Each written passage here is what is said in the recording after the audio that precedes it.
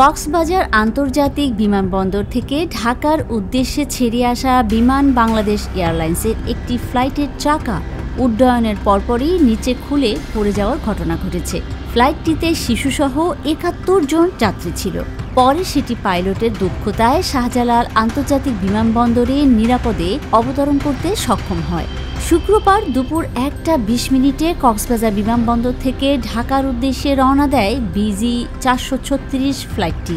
কক্সবাজার থেকে উড্ডয়নের পরপরই বিমানের ফ্লাইটের পেছনের একটি চাকা খুলে যায়। তখন পাইলট ঢাকার এয়ার ট্রাফিক কন্ট্রোলকে জানান। পাইলটের বার্তা পাওয়ার পরপরই ঢাকার শাহজালাল আন্তর্জাতিক বিমানবন্দরে জরুরি অবতরণের সিদ্ধান্ত নেয়।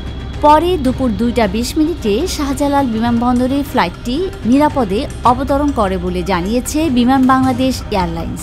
তবে তার আগে বিমানবন্দরের রানওয়ের পাশে ইঞ্জিনিয়ারিং টিম ও ফায়ার সার্ভিস প্রস্তুত রাখা হয়।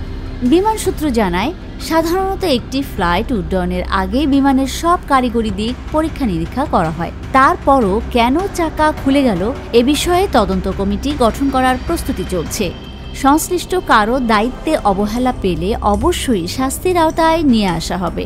চাকাটি খুলে যাবার পরও কিভাবে নিরাপদে অবতরণ করল বিমানটি, এই প্রশ্নের জবাবে বিমানের ঊর্ধ্বতন এক কর্মকর্তা বলেন, জরুরি ক্ষেত্রে বিমানের পেছনের এক চাকা দিয়েও ফ্লাইট নিরাপদে অবতরণ করা যায়।